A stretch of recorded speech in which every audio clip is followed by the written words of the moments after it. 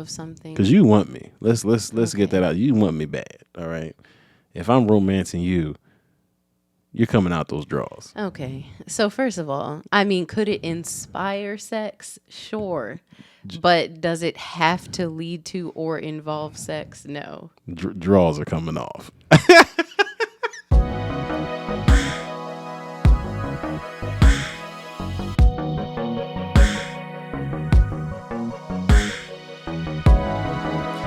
All right, everybody who is tuned in. Okay. To everybody who's tuned in, welcome back to the Better Than One Marriage Podcast. I'm Ron. I'm Chelsea. And we are still married. Right here at the Marriage Podcast, where two people are better than one. Because if one falls, the other person can pick the other one up. That's and right. Vice versa. Which is funny, or vis-a-vis, if you're fancy.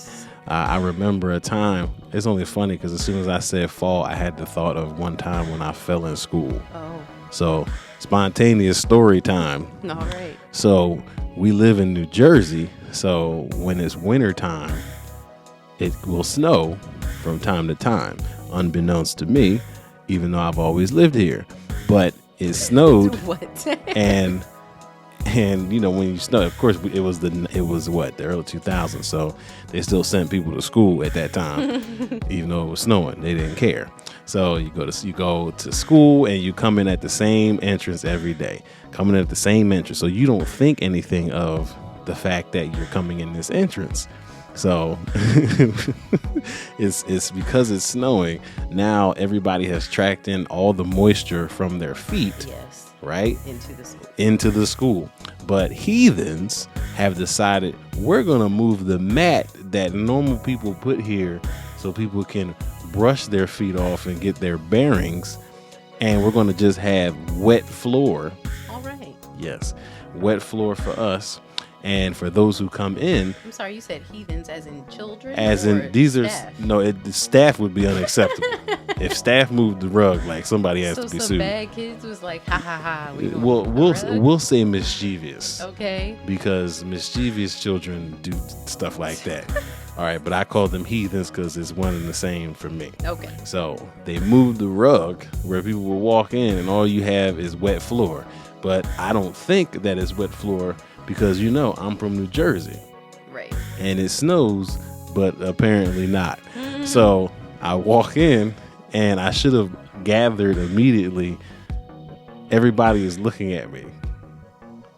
I'm handsome. They did it on purpose? Yes. Right? I didn't realize it was that on purpose. Oh, it was. They moved it and they waited to see somebody slip? It was many bodies slip. Like everybody. Oh my gosh. Yes. Everybody, they did it so everybody who would come in would slip.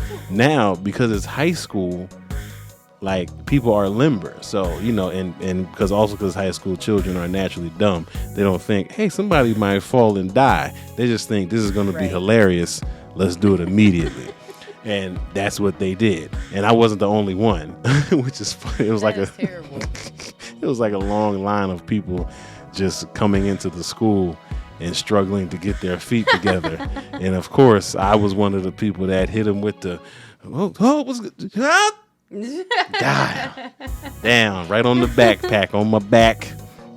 And I fell and they laughed. Ha ha ha! He fell. Why is that the laugh? And that's the laugh. That was the kid laugh. He fell. He wouldn't have died. That's not possible. Or severely injured. Or severely injured yourself. That can't happen in life. Yeah. So that's what happens when you don't have two people. If another person was there, prayerfully, somebody would have realized, hey, this seems like a setup. I don't know, like we're good looking, but we're not good looking enough for people to be staring at us when we walk into school. That's hilarious. The jig is up. All right? The jig is up. Somebody say something. That's hilarious. It is hilarious. And now, it was mostly terrible at the time. I didn't take it too hard because it definitely was funny. Mm-hmm. But, of course, if I would have got injured, it wouldn't have been funny at all. Indeed. Did anybody get injured? Not to my knowledge. We were young. Like when you're in high school, you're naturally just unimpressed by injury. Like it doesn't matter what happens. Like you can just bounce Well, back. that's not true. That's true. But you know what I'm saying. 'Cause you Like know it's about it's my hard to injure kids. Right, yeah. It's hard. Like they can break an ankle and just be like, it's all right. Indeed. Walk it off. Indeed. That's why coaches say, hey, walk it off. They're not like saying you need to be tough. They're just saying this is what happens when you get injured. You walk it off. When by the time you walk back, you'll be fine. Right. That's a shame. I just have to give a disclaimer. I put a little mascara on trying to be fancy schmancy. Just mascara and lip gloss because I'm not a heavy makeup wearer on a day-to-day basis, but I don't like makeup. It feels uncomfortable. Like my eyelashes feel like they're sticking together right now. I thought makeup didn't feel like anything. Oh, no. No, I mean, not for me. Not for me. Makeup I always feel like I have makeup on. And I'm an eye rubber because I have allergies and my eyes itch a lot. And then, like, my allergies are acting up right now. So I got some tea in this cup. But Yikes. no, makeup is overrated. Dedication. But just so y'all understand why Chelsea is picking at her eyelashes is because I feel like the top ones and the bottom ones are trying to stick together. And I should have just not put on mascara. That would have been a feasible option if that's what you wanted to do. Ron claims that men don't notice that women's eyelashes are any different. He thinks that eyelashes don't matter. When I say there has been no time in my life where I have noticed a woman's eyelashes other than when they have super long eyelashes that look like spiders or something on their eyes. Like I've never even noticed an eyelash and had a thought about it. It's hilarious. I don't even notice eyebrows unless they look really nice or they're not there at all. Mm-hmm. Or they're not there at all. Yeah, yes, you notice that immediately. She's like, yeah, that's you know, very noticeable. It's like very barefaced that you look, ma'am. Which is worse if it's a woman. That's a shame. Yeah, it is a shame.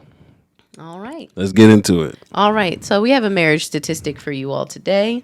It says that almost 340,000 fewer marriages took place in 2020 than in 2019, according to data released for this week. Well, when the article was written, by the National Center for Health Statistics, which is a drop of 16.8%. And of course, we all know that in 2020, that's when the pandemic hit. So this was a direct result of the pandemic where people decided not only are we pushing back our wedding ceremony, we are not getting married at all. Like, that is a lot. 340,000 less marriages from one year to the next. That's a ton. So if that represents 16%, that means technically 16.8. That's almost 7. That means it's times 6 point. Is it 6.5? I don't know. Let's just say 6.5 for even numbers. That means if 340,000 represents 16%, that times about 6.5 would represent how many marriages normally take place in a year. Right. Right. So maybe, I don't know, 2.2 million or something like that. Wow. Which is a lot. It's kind of funny because it's like, yo, I had certain thoughts about the statistic, but then my thought was like, man, how much did people not trust this COVID thing? Just like, hey, look, I know I love you, but I am not kissing you. Okay. Let me make this clear. Hilarious. Don't come to me with your mouth because I don't know what you got. This virus is serious. Right. We I ain't got kissing time you. to be killing each other. Yeah. But it makes you question is like, why? Let me ask you this, because I feel like it's more of a woman's thing where they have to have the wedding. Mm-hmm. Like why do y'all have to have the wedding? I mean, I am not that person. So I feel like I'm a bad person to ask. But just gathering from anything I can come up with. I mean, I know girls, like little girls, are more prone to be like fantasizing about weddings when they're little. Mm-hmm. And, you know, the whole Cinderella fantasy of like the Prince Charming comes and sweeps you off your feet and then you wear this big gown.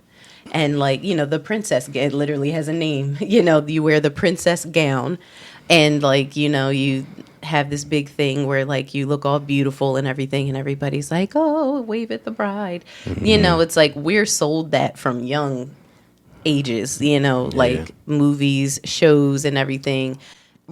So I think it's a combination of something we always look forward to and expect from our youth, as well as an opportunity to dress up, because who doesn't want to do that? Man.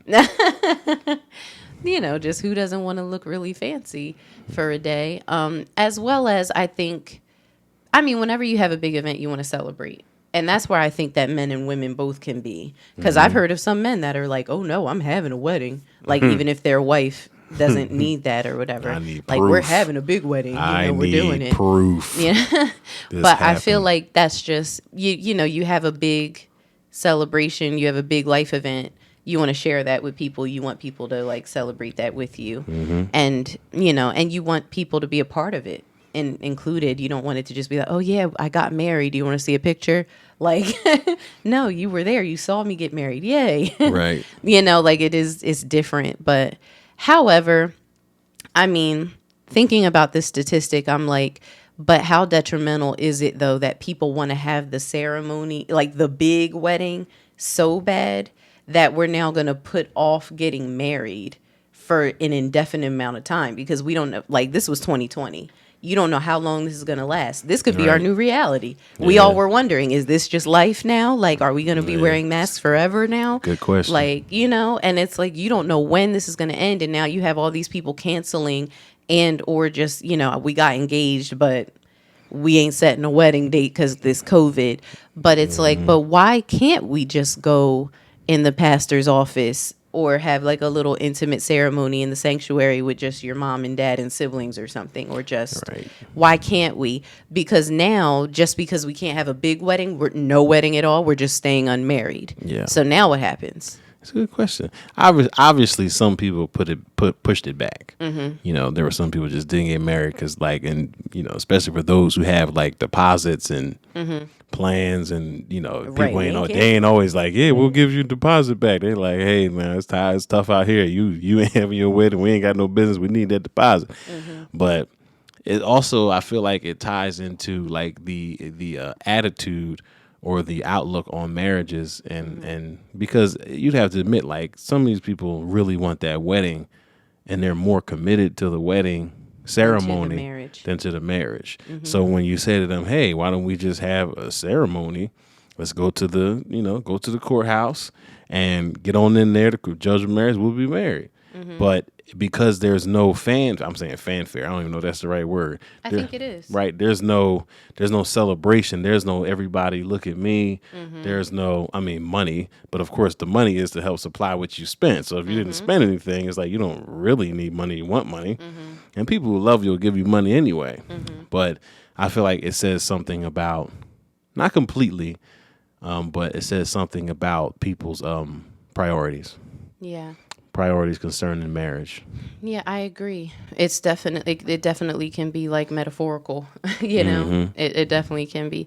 And my other concern too is just as Christians, it's like, okay, so are we shacking up now? Are we shacking? Are we fornicating now? Oh man, you Are went deep we- right there. I didn't even think about that. No, for real. Cause like, okay, so we don't know when we're going to get married, but are you really going to wait another year or 2 years? And like I said, back in 2020, you don't know when this is going to be over. Yes. Like you have no clue when you're actually going to get clearance. have you been waiting in the first place? Have you been waiting in the Were first you place? almost out of the woods?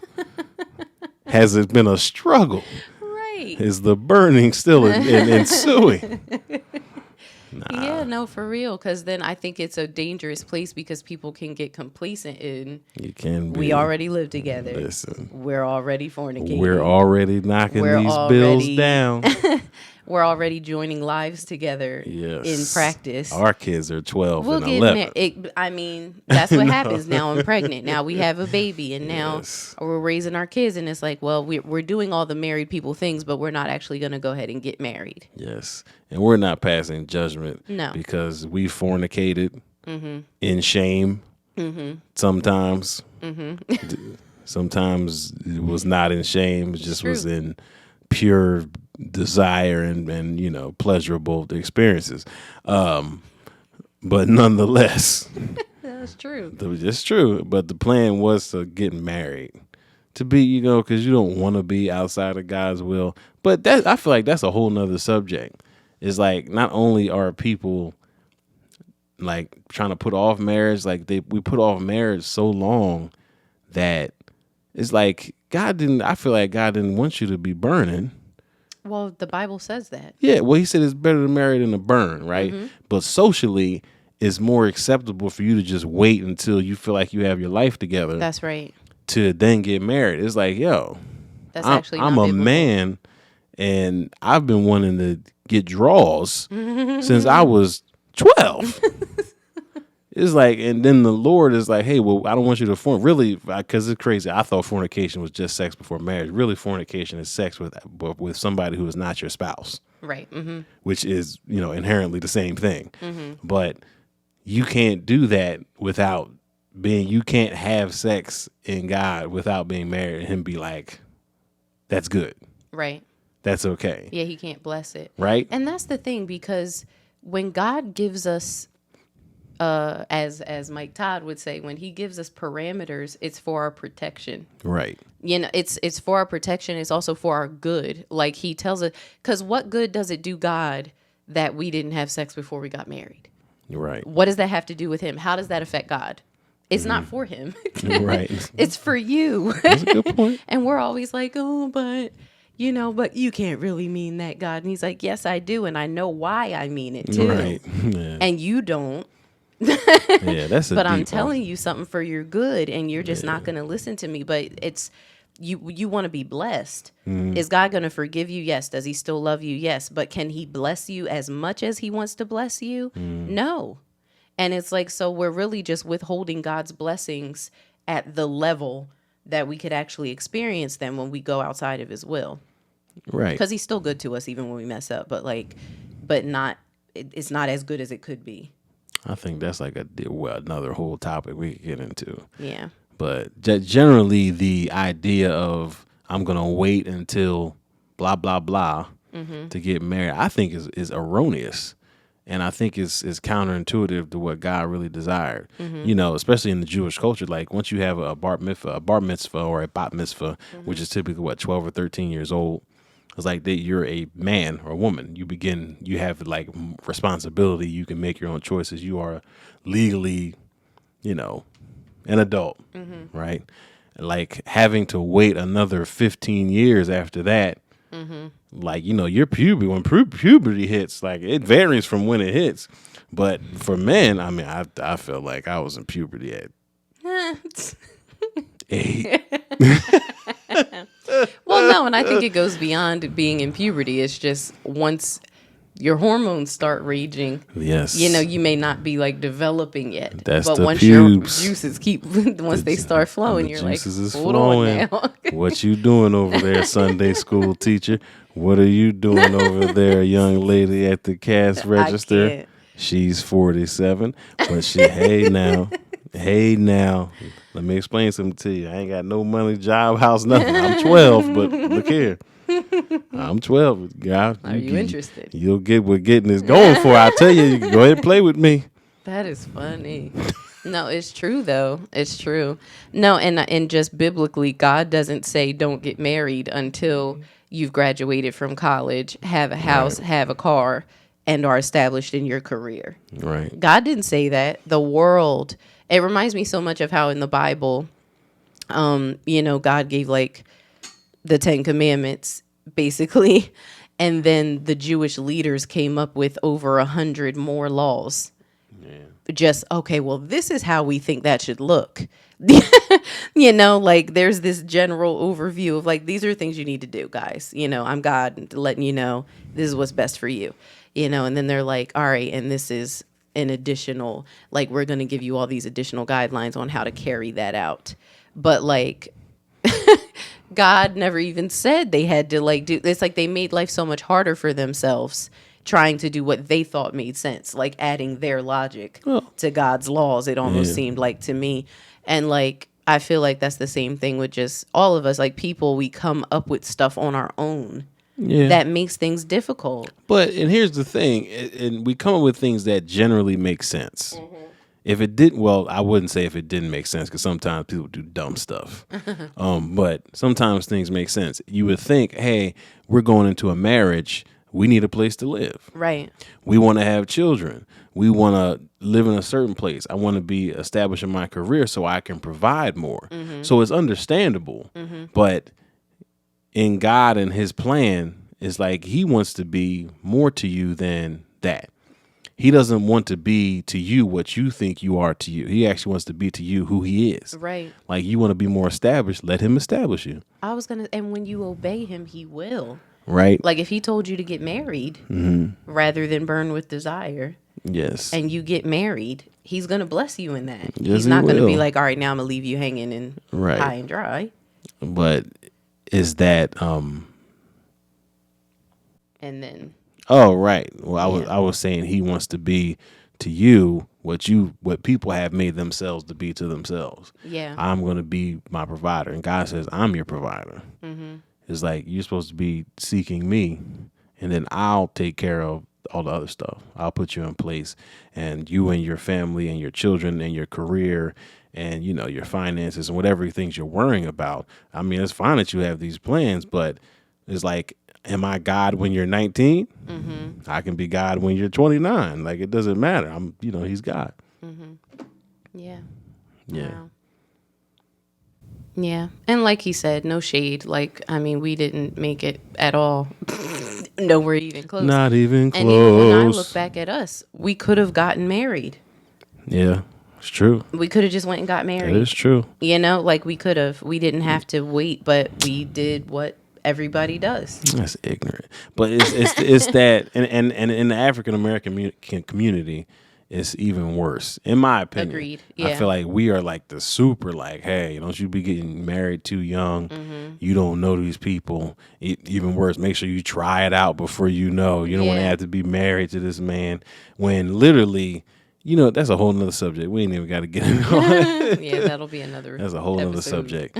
But like, yes, the idea is that don't put off, if you know the person is the person for you, you know what I mean? Especially if you know the Lord and he's conferred and confirmed the fact, hey, I'm supposed to be with this person.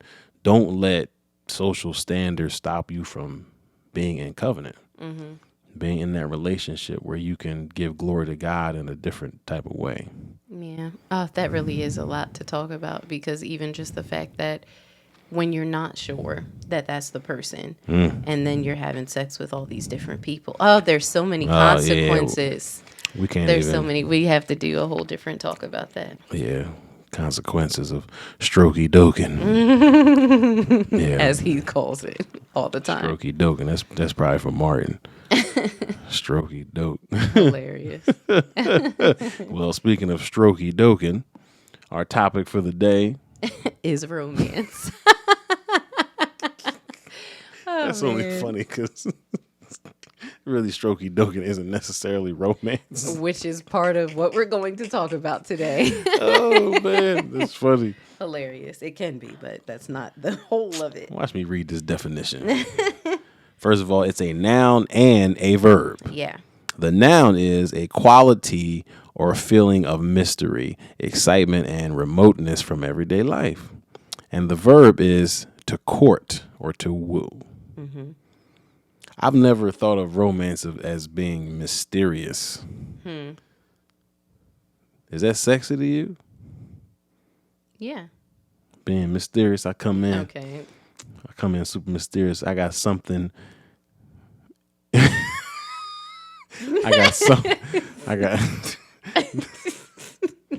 Oh, help me, Lord. I got something in my sock drawer that's been waiting for you. And then I got something in the closet that's been waiting for you, too. You can pick. Okay. Both is a naked picture of me. Okay. No.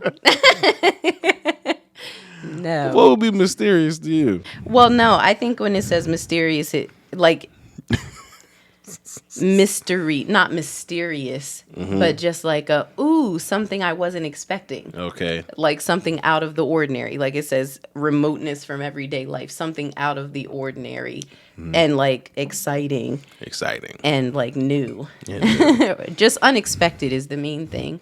Like you can't really be romantic when you were expected to be romantic. Like, or the way you were expected to do the romance. If it's always the same thing over and over again, it's like, is this romantic anymore? Or is this just, like our way of life? Or I don't know. I think that kind of has something to do with it. Well, I think there's different levels of romance where, maybe you have a daily or more consistent romance than more of a special romance. Right. But there needs to be some spontaneity mixed in with the expected. I think both can be good, sure, and pleasant. I think just spontaneity. That's my word. I think spontaneity is more romantic sometimes than like what has always been. Well, sure. not more romantic. No, I agree. It's just different types of romance. Yeah, I mean spontaneity, and I feel like because I don't know. I mean, I don't feel like it's a men and women's thing because I feel like there are probably some men who really appreciate spontaneity. And I think it would depend really on what they determine as romance. Because romance, to me, always has an undertone of sex and sexual connotation. Word for the day. It has that undertone like I'm not being romantic with you if I don't have sex with you. Okay. Or if it doesn't lead to that. It doesn't feel like true romance to me. And I don't know if that's all men, but that's just me. But I feel like that's more of a man's opinion, right? But for you, it doesn't necessarily have to be like that. But I feel like it would, though. No. Like where would we be romantic and then we still don't strokey dope after? Like, give me an example. An example of something. Because you want me. Let's get that out. You want me bad, all right?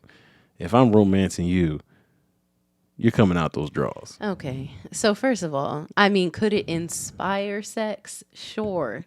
But does it have to lead to or involve sex? No. Draws are coming off. They're coming off.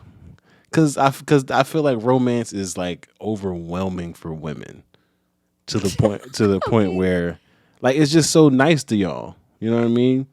Like somebody, and it's not even necessarily what they're doing. Every time somebody says so nice. Okay. I'm sorry. So nice. Oh, it's just like so good. So good. Yes. Whole congregation. A certain way that sticks with you. Oh, is this responsive reading? So good. So good. So good. So good. It's like everybody said it. All right, I cool. don't know if y'all ever, because we might as well just say, I don't know if you ever watched Transformation Church. You hear everybody in the congregation, so good, so good, and we are not mad at that. No, because it is just so funny. good. I mean, praise God, it is good. I appreciate that. I take some of those so good over the stairs. But the point I'm making is that what romance does to women is like what I would imagine like sexual things do to men.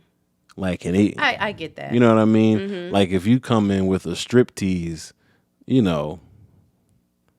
I'm ready to go. You know what I mean? I would hope so, yeah. Yes, well, certainly.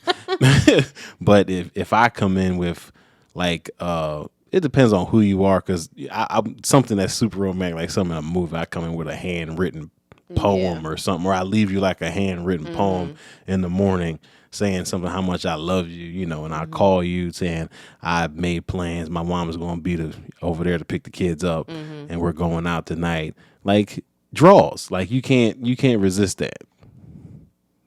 I mean, yes, yes. Good. However, I do think there can be romance that is apart from sex. Okay. Like I don't think sex is romantic. I think sex is a result of romance. Oh, yes. There you go. It's a result of romance often, not Okay. always.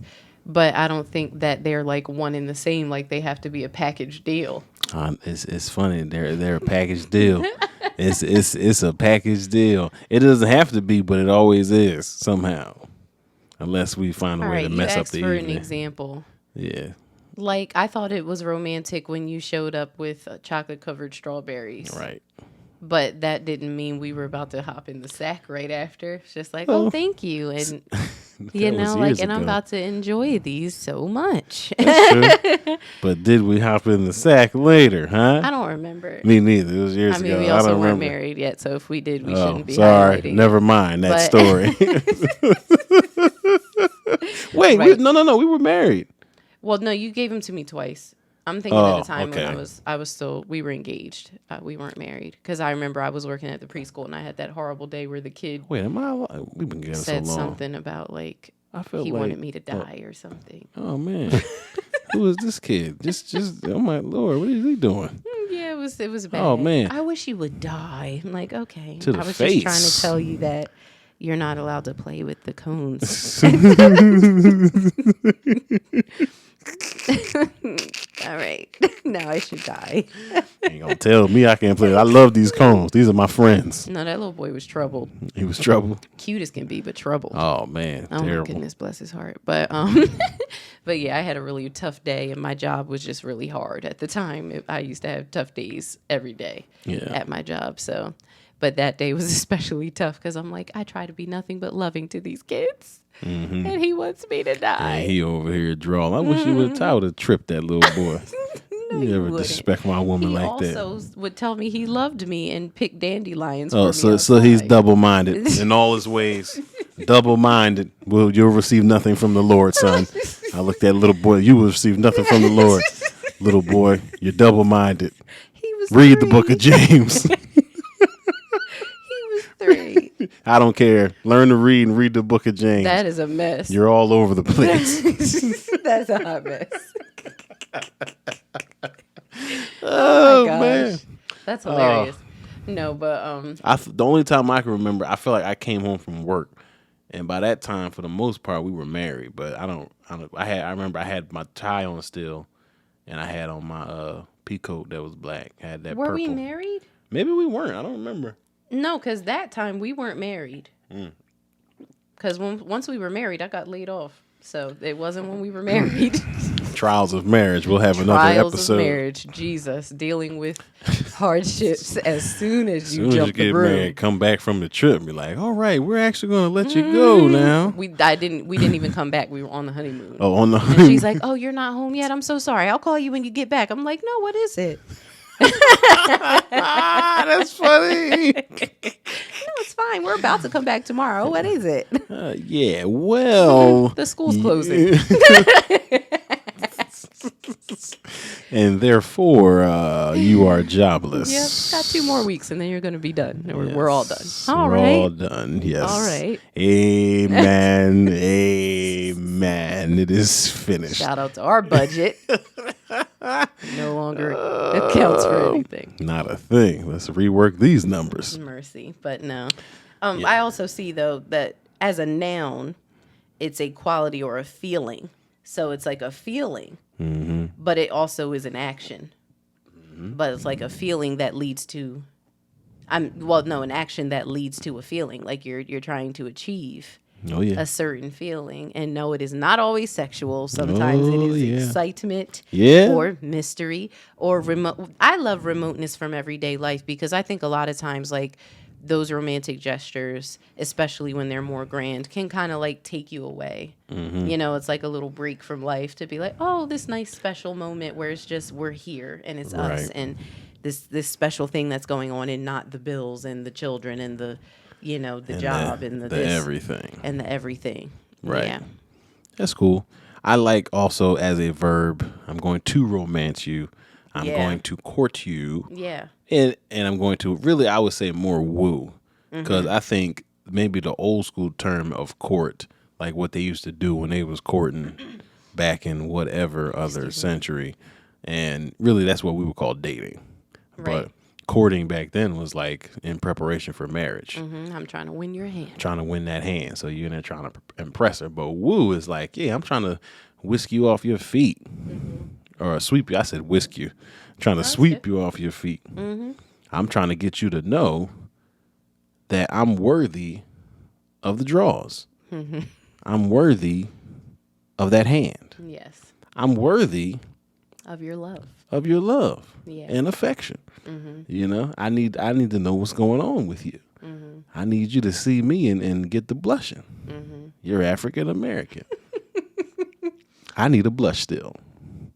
I need you to get a little lightheaded. Have mercy. I need you to swoon. There it is. Yes. I need you to be a little, just a little lofty when I come around. Lofty. Just very a little light aired lifted, kind of just floating around when I'm there. No, for real though. For real though. That should actually be a goal, I think, is that like, and not only, it's like you don't get married and be like, all right, I got you. And I feel like that can be a rut that a lot of married people get in. All right, I got you. You married me. Hey, so now we're done. I wooed you. I courted you. It's over. I did what I was supposed to do. We now just make sure you be, giving me the draws when I want them. Thank you very much. On the regular. Amen and amen. But no, it's like, but are you actually inspiring that? Yeah, that's true. Are you actually inspiring your spouse to love you? Because love is also an action word. Love is also a verb and a noun. Yes. It's also a feeling and an action. And it's like, am I inspiring that? Yes. Are my actions inspiring you to love me or to want me or to be with me? See, how did I woo you? Because I don't really feel like women woo men. I don't really think that. I mean, I guess that could be the case, but not normally, right? I think we entice men more Entice. than woo men. Y'all kind of just got to be there and be like, yeah, I like you. Well, he who finds He who a finds, wife. yes. So no, I'm not wooing you. Good. Find me. We know. You come find me. But so how did I woo you? What wooed you? My woo. I mean, definitely efforts and consistency. Consistency was big for me. And it's funny because you're talking about how like romance leading to the draws. For me, it was the fact that I actually told you, which we discussed in a previous episode, I was very suspect of men at the time that I met my husband. Yes. And, like we had started kissing. Properly suspect. So we had started kissing, but then I said, I don't want to kiss anymore. We weren't even together yet. And we had just kissed a couple of times.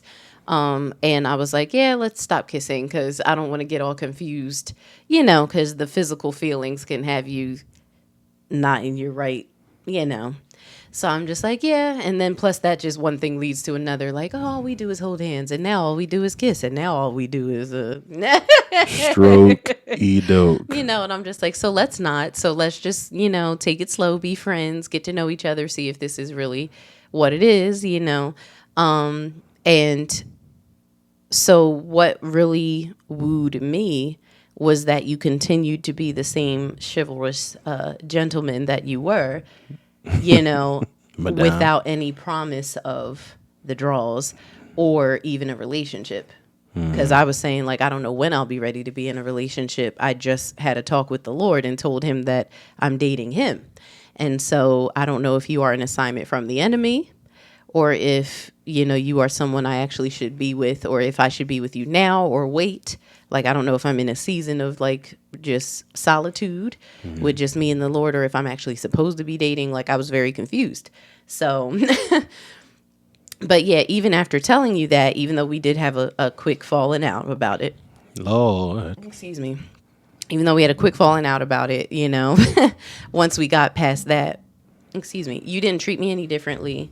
You were just very like there for me still. It's story time, Shells. Okay. Now I got to tell the story. You're so funny. I only say that because the tire blew out on the car. And it reminded me of the first time I had to change the tire for you. It reminded me too. Yeah. Well, I mean, you want to tell it? Sure. Tell it. So, Tell it. I was singing in a group at the time, and it was a Friday night, and we would be singing at places super late, and church, and we'd be at church late, revivals and stuff like that.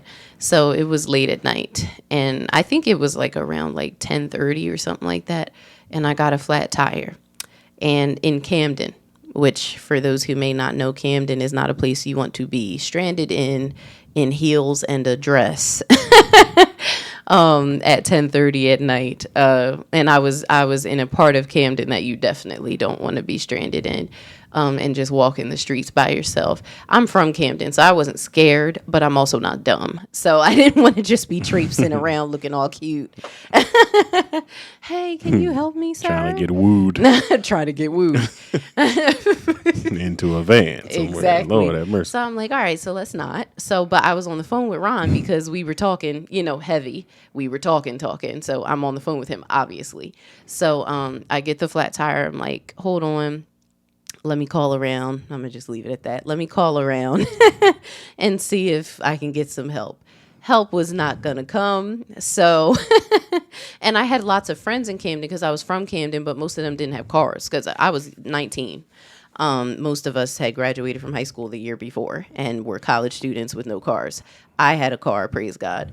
But yeah, so he's towns away from me, like not really close. A county. Yeah, a county away from me. And he's like, don't worry about it. I'll take care of it. I'm coming. And I'm like, you're coming? It's late. At this point, it's probably 10:45. Oh, I'm coming. And so little did I know, he didn't know. He had never changed a tire before. He was 20. I was 19. He had just turned 20. So he had never changed a tire before. So he's like, all right, calls his mechanic, finds out how to change a tire. I didn't remember that. Goes to his house, gets some things that he needs to change the tire. It's like 11 o'clock at night at this point. And I was like, you called him? I went to his house. But yeah, so drives to where I am, has me sit in his car with the heat on. It was cold outside. Has me sit in his car with the heat on while he changes my tire. And then after he changed it, he followed me home. Now, mind you, I lived a county away from Camden as well, but he also lived a couple towns away from me. So he drove from where he lives to Camden, follows me home. I didn't know it was because he wasn't sure if it was going to stay on. He told me later, he was like, that was my first time changing the tire, but I didn't want you to be alarmed. So, but he follows me home to make sure I got home safe on my donut. And and then he drives home. So by the time he got to Camden, it probably was like 11:45, and like follows me home. And then he goes home. It's like 1 something in the morning. Of course, we're in that romantic like talking phase where like we just stay on the phone. So like we're talking on the phone while he's following me home. Then he drives home from my house. We're still talking on the phone. Trifling. It's now 1 something in the morning. We still talking on the phone. Good times. Good times. But yeah, that definitely was notable for me because there were people I had dated that like, you see, I ain't call them. Like people I had dated where it's like, you didn't bring no money for this date. Real story. You didn't bring no money. I hate when women do this. You did this on purpose. Just because I'm the man, I'm supposed to pay for you for everything. You gonna come here with no money, expect me to have money. And I'm like, I left my wallet at home by accident. That's what's sad. I left my wallet at home by accident. I didn't even expect him to pay for me. Yes. That wasn't even my expectation. Terrible. That was my boyfriend. And like, I'm like, ooh, I accidentally left. You did it on purpose. Argument loud in the lobby, embarrassed. Yes. Gotta save that for the bad dates episode. All right. So the point is, men and women, please find yourself a consistent partner who is willing to inconvenience themselves for you. Men, if you will inconvenience yourself to do something that is special for your partner or your wife or your woman, she care will for their well-being. Yes, care for their well-being. She will feel romanced and love you for life. All right. No guarantees. These are guarantees. How it happened for us. If you woo her, this what you do is you sabotage her tire. Not too much because you don't want it to, fall off and something. You just poke a little hole, something small, let that thing pop, and you just come out the woodwork, get changing tires, and she will love you for life. That's a mess. Find a nice hooded area to go to. Even better. The more hood the area, the better the woo. That's so bad. Bigger the hood, bigger the The broom. safest thing to do is just make sure the tire is popped when they come out of wherever they were so that they don't drive and die. Oh, I got a flat tire on the highway. Got hit. Reformation. This is the new plan. All right. You send her somewhere where she's inside, and then you pop the tire. And that's a lot safer. Excellent plan that you came up with. Thank you. You're welcome. Two are better Much, than one. yeah, much better. Because we don't want to try her safety on the highways and byways. Yeah. Beautiful. Mm-hmm. All right. So what is the most romantic thing I've ever done for you and why? That was one. You go first because I just talked a lot. I don't know. Let me think. It's hard for men to accept romance. It's also hard for me to be romantic because he doesn't accept romance well. So Yeah, I don't look for it. I'm really not sure. Romantically, I don't know. What's romantic? I mean, well, I forgot. Well, you have, oh, that's right.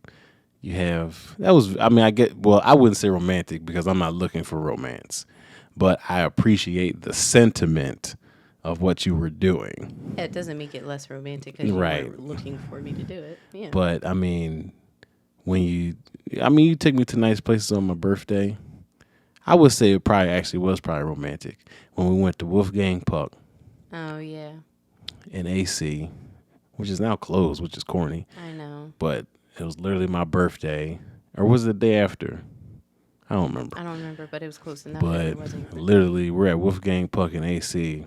Wolfgang Puck actually shows up at the daggone restaurant. I didn't arrange that. It just happened. Of course you did arrange it. What you going, okay, Wolfgang, I'm coming down there. You better be there. There goes that daggone headphone jack. It's right there. But Wolfgang Puck comes into the restaurant, and he's just like a great person. He's just walking around every table. Hey, everybody's getting pictures. I'm like, if you think I'm going to be any different, sir, you will be highly mistaken. Let's get this picture. Mm-hmm. I'm up there cheesing bad. Okay. We should show the picture. I can't. I'm like, yeah, we should put it up. Yeah, we should. You were pregnant too, right? No, we weren't married yet. What? I think everything happened when we were married.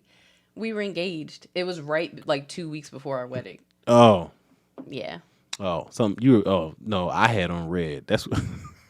Wait, you were married? Black. No. I'm confusing the color because when we went to Capitol Grill one time, you were pregnant. Yes. And I had on red. That was our anniversary. Right, but on my birthday, you had on red. Yes, and you at had Wolfgang Puck. Right. Mm-hmm.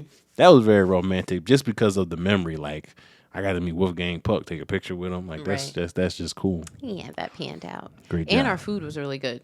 Yeah, it was. Because there was another time I tried to take him out for a fancy dinner. Because that's like really our favorite thing to do. Like both of us, we love going to expensive restaurants for meals. See, that's the next one. Missing missing the Mizark. Yeah. But no, we love that. So like, it's kind of a given if it's somebody's birthday or if it's our anniversary or Valentine's Day or something, like that's probably what we want to do. So, but that was so early in our relationship and I was so broke. Like it actually took a lot of work for me to save enough money for us to eat at Wolfgang Puck. It's very sweet. Yeah. It means a lot more. Yeah. What a blessing. Praise God. Yes. Glad you appreciated it. Yes. Yeah, so for me, the most romantic thing you've ever done for me, it's so hard. He's done a lot, guys. That's the romance guy. Like, no, you are, though, and don't ruin it. I'm not.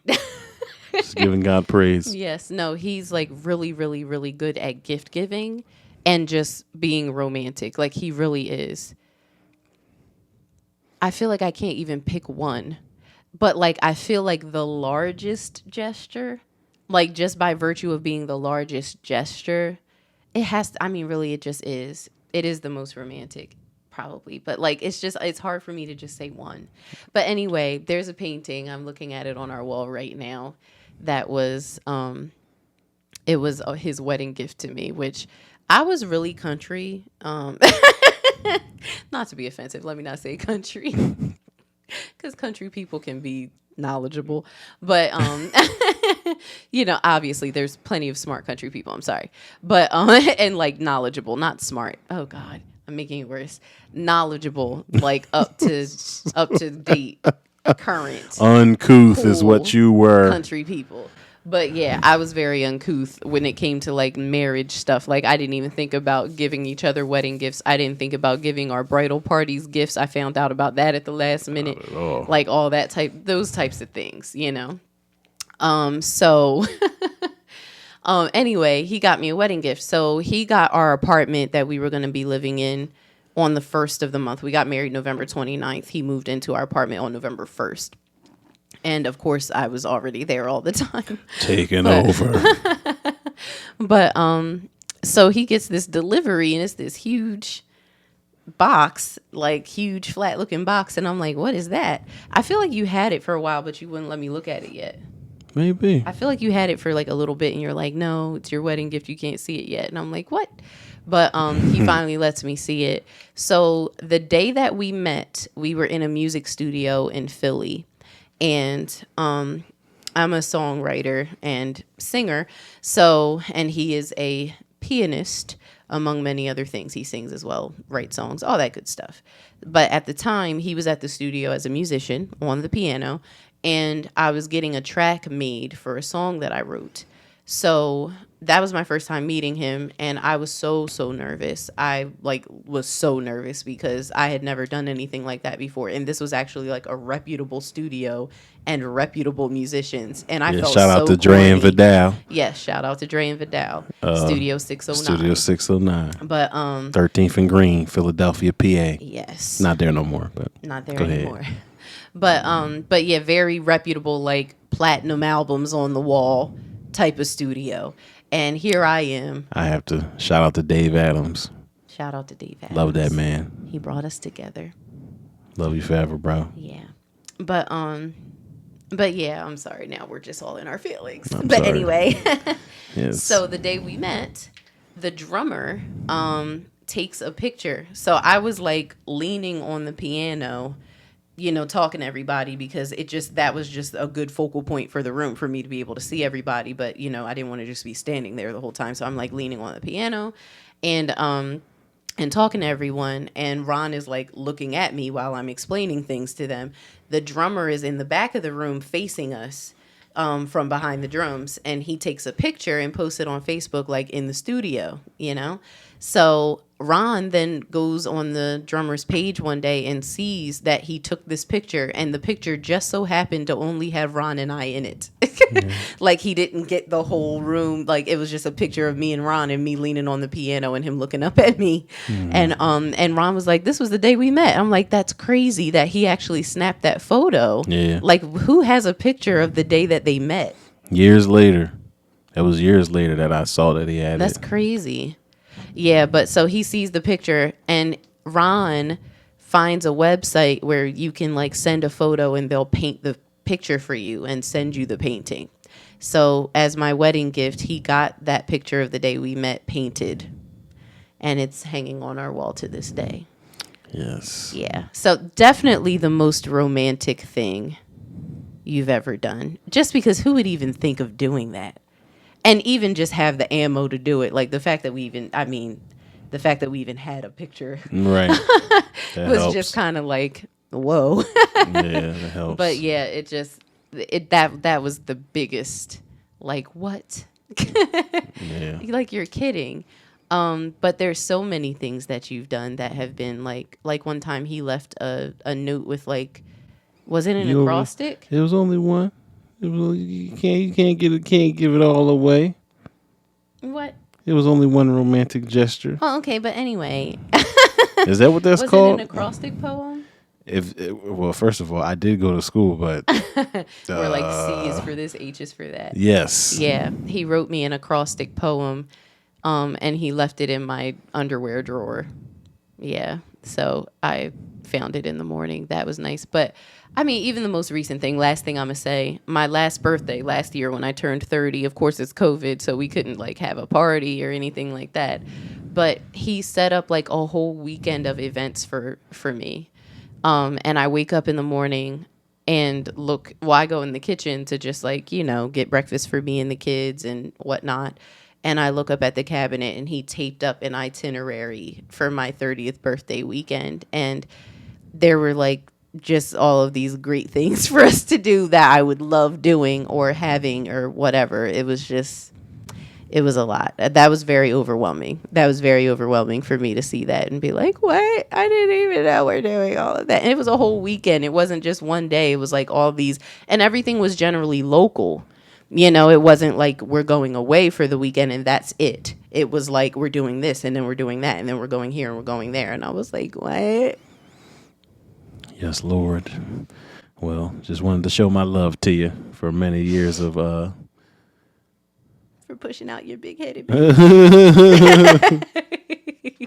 little big heads. Yes, we love them. Yeah, they love it. They love it. Oh man. So what well, we already kind of talked about the gesture that missed the mark. Oh yeah. Yeah, where we had, at least for me. I don't know about you to me. That's the question. When has a romantic gesture missed the mark? Well, just to be clear, what he's referring to is when I tried to take him out somewhere and the food was bad. Yeah. Don't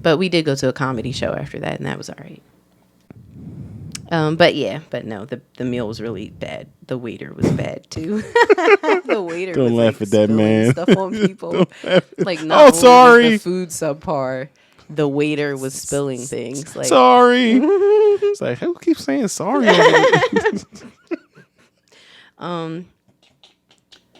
Oh, man. the only thing I can think of for you is like early on when we were dating, he bought me some clothes and they didn't fit. Yes. Bought you some Kardashians. Yes. Oh, I know. They're still in my drawer because one day they're going to fit. There was nice jeans too. Yeah, they still got the tag on them because I couldn't pull them up. Help it, Lord. Nah, I could pull them up. I just couldn't button them. They were one size too small. The hoodie fit. Mm-hmm. The jeans. That was a great hoodie too. I really liked it. Like they had the fur and it was pink. No, not that hoodie. Well, what happened to that one? That one got lost. I don't know what Somebody happened. stole That was that. pastel. Somebody stole that hoodie. That was the bomb. Because that joint was nice. I did love that hoodie. No, the Kardashian one was like teal. I remember. And it had like a black K and then like a silver K. Oh. No, I love that one too.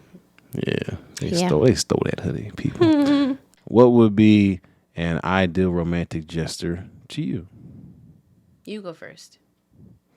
I don't know. Probably just come home to a nakedness, and a nice meal. Probably nakedness and good love making first, followed by a really nice meal. Probably some either butter steaks or some sort of chicken with a gravy. And, who cares about vegetables? But, generally a nice gravy, a nice meal I'd like. And just relaxing together. Would you always want rice? You never want mashed potatoes. I mean, mashed potatoes are delicious too, but I'm a rice man. Yeah, you like a rice. geechee. All right, give me that rice. As long as it's a mean gravy, I'm with it. And nakedness. Yeah. Yes. Honestly, out of my whole birthday weekend, one of the things he did that was so simple, but like I think really the most romantic out of all the actual things, not just the planning a weekend because that was romantic enough, but he got me a bin of my favorite snacks. Like literally a bin filled with all of my favorite snacks, and we ate our favorite snacks and watched TV together. Yeah, it's a good time. That is like ideal for me. That right there is it. Just like, first of all, the fact that you know what they are. Yes. And then for you to just be like, yeah, I got all your favorite snacks and let's just spend time together and snuggle and watch something. Yes. When you can couple that with the kids are not here, they're with mom or me mom, then that's a real good time. Yeah, that's a real good time. We love them, but still, you know what I'm saying. I know what you're saying. But see, once again, he always has to take it there. Yes. The kids were in bed. That was enough for me. That's funny. Well, I wasn't even talking about sex. But okay. Just being able to not have to worry about them. Well, sure. That definitely is the most Yeah. the most effective. How about you look in that book? All right. We're going to look in the book. 1 John chapter 3, verse 18. This is the New Living Translation. It says, "Dear children, let's not merely say that we love each other. Let us show the truth by our actions." Children. Yeah. A lot of those late New Testament books are about conduct. I always remember Jay, who was he's almost like my I don't know what to call him. He's like almost like a coach. Because he came, me working at the warehouse, he eventually came in on the scene working at the warehouse, but he was like just filled with the Holy Spirit. I didn't know at the time because, I just wasn't in that mode.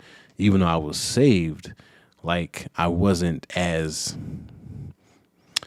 outward about it as I should be. Not that I would hide it, because I wouldn't do that, but I wasn't being as proactive. That's the word. As proactive as I needed to be for like spreading the gospel. But he was like, I didn't even like, he's talking to people about the Lord on a constant basis, having Bible study with people, people accepting the Lord Jesus Christ into their heart at the job. And I was just like, he literally, he changed my life, honestly. Wow. Praise God. Because he shamed me. He literally shamed me. And I was like, what are you doing? Like, what have you been doing all this time? And I've actually been dealing with this the past week, because I told you it was a really hard week in there, and I don't actually want to be there anymore. And I realize it's just because it's not even because of the work, because it's very early and it's very hard work. That's not the key. It's the fact that it takes so much time out of the schedule. Now that we're like, you know what, we want to pour out in the people. We want to do our music. We want to do the podcast. We want to share. And I'm realizing how little time there is to really do what you want to do once you start, working in your job. But what I was forgetting is that my steps are ordered. Amen. I'm not there because I just decided to be there. This is where we make mistakes, especially as people who believe, is that we forget that we are a part of a web. We're part of a painting, part of a bigger picture. Where you are is literally where God has you placed, unless you knew he was supposed to place you somewhere and you just went somewhere else. That can happen. But even where you are, he still has a purpose for you there, even if you aren't where you're supposed to be. Imagine that. Yeah, wow. And I can't think of the places I am as just a place I'm at. Like, I just decided to be here. It's like, no, God actually has me on assignment here. And he's actually really been blessed. I didn't tell you this. What? Because there's a maybe I did tell you. I did tell you. I was talking to one guy about something. I rode by. It was very trivial. It wasn't deep, but he said something about like a white and black thing. Because I asked him what he was doing. And he wasn't doing nothing. And he gonna say, I'm doing what our European brothers do. What they be doing. I was like, what are you telling? Like, no, ain't no. What are you talking about? He was calling him white, and I was like, what are you talking about? Like, there ain't no black and white. You're not black and they're not white. In Adam, all died. That's what I kept saying to him. In Adam, all died. Everybody died in Adam. Everybody who's a different color is just a part of a different part of the world where the sun shines different. That's all it is. And another guy who's a believer was driving by while I was saying it. And I ended up going to the other side. I didn't tell you this? I don't think so. Man, who did I tell this to? I don't know. But I ended up going to the other side of the warehouse, and he met me over there on his lift. And he got off and said, I heard what you were saying to that brother. And basically just praised God. And he was saying, like, the Lord is using that brother. And in that moment, I immediately realized, again, because I had lost sight of it, it's like you're not here just for you. It's like you're here on assignment. And he was sharing with me, it's like it doesn't even matter what you say to them. Unless the Holy Spirit unlocks what you say to them, It doesn't matter what you say. They're not going to get it. But one may plant, one may water, but God gives the increase. and he's calling me to water. Jay was a planner. Jay he planted, who knows, and maybe I'm planning sometimes and watering too, doing a little bit of both, but always remember that we're planting and watering, and God is giving the increase. Amen. But when you're on assignment, you can lose sight of that based off of the struggles that you're dealing with, or it's just like, oh, this is so grueling. I just come off from a vacation and you 10 days off, and you got to get back into a sweaty hot box, moving furniture 10 hours a day. It's just like, this is terrible. And just that split moment, it gave me encouragement. Wow. And I kind of I just let it, I just let it ride. And I just came to the conclusion, you're here on assignment. You're not just here.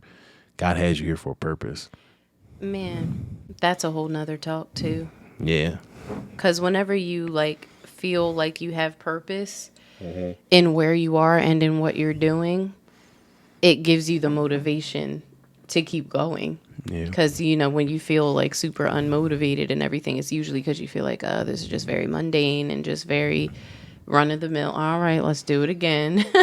I think we all have those things. We all have our everyday, our everyday grind. Yeah. And if you forget the purpose, because it feels good to feel like you're doing something. If you forget that you're doing something, that matters. Right.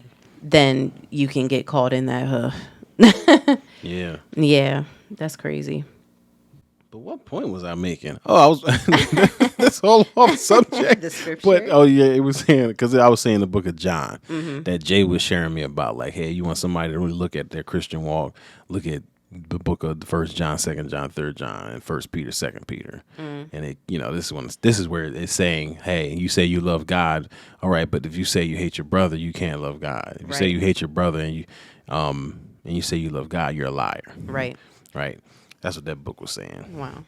But this even goes back to James, because 1 John and the book of James, right? Yeah, James he was spitting some bars. He was. I just read it Wow. because that's where they were coming from in the leadership conference that I came from last week. That was their James, maybe 1, 2, and something. I don't know, just James. Faith Tested. That was the name of the conference. So all the expository preachers, almost all of them, were preaching from James. But this is where that's where James said, don't be just hearers, but doers. Right. And it says right here, dear children, let's not merely say that we love each other. Let us show the truth by our actions. And this is I feel like it's the biggest part of your marriage and Christian walk. Absolutely. Not lip service. Not lip service. Please, if you're going to love me in action. I feel like a woman or even a man would prefer you to do the love than they would for you to say the love and not do it. Absolutely. Right? Even, Absolutely. You know what I mean? Because a lot of times a woman would like you to say, tell me that you love me. But at the very least, she wants you to love her in the first place. You know what I mean? But if you had to choose, she would say, all right, cool, well, just show me. Don't just you telling me and then, you cheating on me every day and hit me upside the head. I would much prefer that you just do it and not say anything. Absolutely. Right? And you can keep up with the notes. Phone died on you. Yeah, it did. It's rude. Betrayed you. And it says, dear children. I feel like that's not something that doesn't matter, because it's almost like a childlike quality, because children don't have motives in certain respects. They may have an agenda with what they want, but generally what they want is more pure, right? It's not hidden. And even if it is hidden, it ain't, to your parents, what they want when they walk up. Right. I know my daughter did something wrong by the way she walked in the house with my wife. Heathen. Hilarious. But be like children who, they have a different sort of pure love. I would also say they're saying dear children because they're saying children don't know nothing. It's so I'm calling you a child because I'm trying to teach you something. They don't know Nathan. Yeah, I'm trying to acknowledge the position that you're in and that I'm your teacher. Yeah. Dear children. Yes. Just make sure you're actually ready to learn something because you don't know. Yeah. So we have the 5 love languages here by Gary Chapman. Physical touch, words of affirmation, gifts, acts of service, and quality time. Right. Why is that important? Because it's literally like the heartbeat of of loving somebody. Like the backbone of it is understanding how they want to be loved, How they need to be right, loved, or how they receive or understand love. right. Because you can't perceive it. I'm trying to be romantic with you by taking you to football games. Right. Because I want to be taking the football games, thinking that that's going to be romance to you. This is at the heart of so many breakdowns in communication. But that's a whole nother topic, right? Yeah. But it goes into our 5 tips to be more romantic. Whoop whoop. You want to read a couple just because your phone is dead? Sure. Or you can read them all. All right. So our first tip is to separate from sex. Separate. What? From sections? From sex. And we're just trying to say it in a way you can remember. Separate from sex. Separate romance from sex. Because romance can lead to sex. Sure enough. Romance can include sex. Surely. But romance is not sex. You can have sex and have no romance involved whatsoever. That's true. And sex is not the only romantic thing that there is. Yes, that is fair. That's a fair point. So, when you're trying to be romantic, if you're thinking like, oh, I'm just going to spice it up in bed tonight. Spicing it up. Got that covered. All right. So you're good. All right. I'm good. We're good. That's funny. But maybe you might want to buy some flowers. Maybe you do want to get him tickets to go see his favorite football team or something. It's like, it's not only sex. And I think a lot of people can think, but we have sex all the time. That's romantic. Yeah. So you want to separate it from sex. The second one is to learn yourself. A lot of times we don't know what we need or what we like or how we receive love. And that's why we included the 5 love languages. Good book to read. But there's also, you can just go online and take the 5 love languages quiz. It's free and quick, and you just answer some questions and they tell you what now here's the thing, we can all receive love in all 5 ways, but we all have our predominant love languages. So for me, my predominant ones, my top 2 are quality time and words of affirmation, and physical touch is a close third. And for Ron, he hasn't taken it in a while. I took it again more recently, but like early when we were in our premarital counseling, we both did it. But his were gift giving and acts of service. And that's why he's such a good gift giver. But that's not my love language.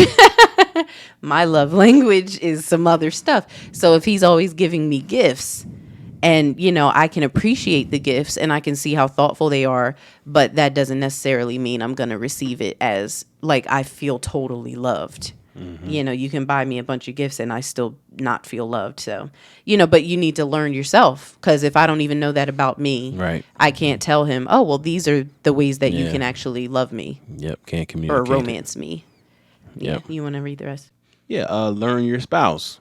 It almost goes hand in hand in that same manner. And even if it isn't as deep as 5 love languages, open your eyes, pay attention. And I'm saying this to men because I am a man. You have to be cognizant of your wife. It really is the heart of why I'm a good gift giver. Because, and the Lord, I really attribute it to the Lord.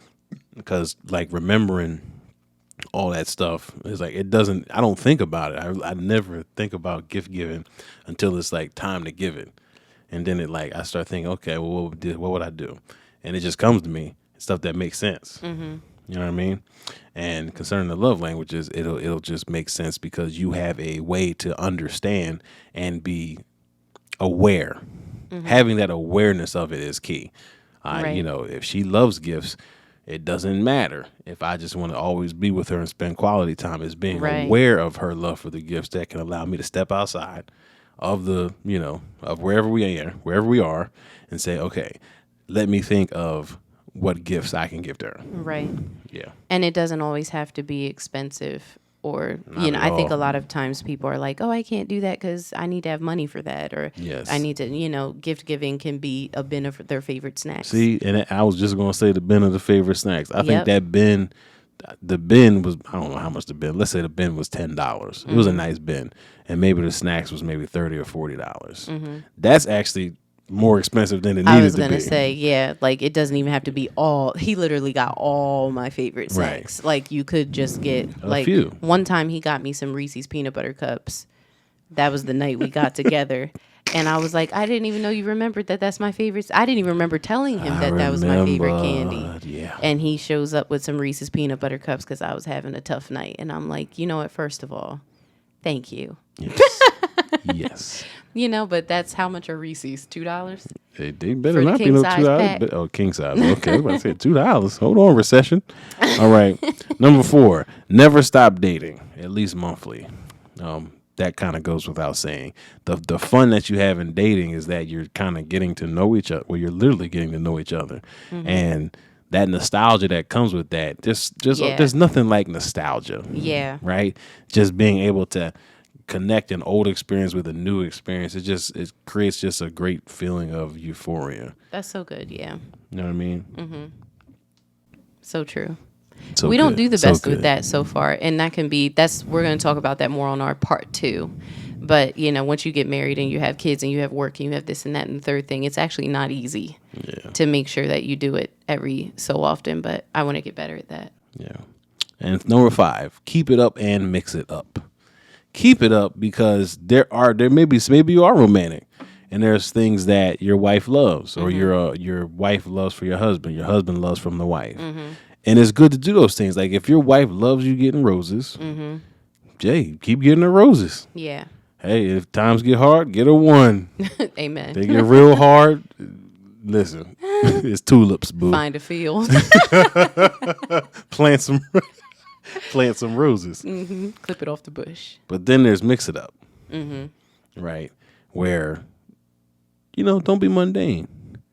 Do something new. I actually try to think of new things to do with you. I don't think we always go to like a really nice dinner, but that's like a keep it up for us. It's a keep it up, yes. Right. But mix it up is like, that's when I'm like, all right, let me do something really nice. Like, of course, I've never bought anybody a painting, but hey, let's buy her a painting. I've never bought anybody a bin of snacks either. I've also never whisked anybody away for the weekend, but you still have all of that. Amen. Amen. We're getting it in. You want to wrap her up? Sure. So our final verse for this evening is Romans chapter 12, verse 10. This is the English Standard Version, or ESV. It says, love one another with brotherly affection. Outdo one another in showing honor. Yeah. That's awesome. Yeah. If you go and see, and that's the key to a successful relationship in the body of Christ and a successful marriage. If you take time to try and outdo each other in doing for each other, not to sound silly, right? Like it's not a competition. I'm going to open this door before you, but that's the mindset. It's the mindset. I prefer you more than me. Really, it's humility at the heart of it. Yeah. Humility is honoring someone to be higher than you, whether they are or not. You just see them as you're higher than me. The same way you would honor a dignitary, or for people who go to church, like your bishop or your pastor or your mother or your father. You know what I mean?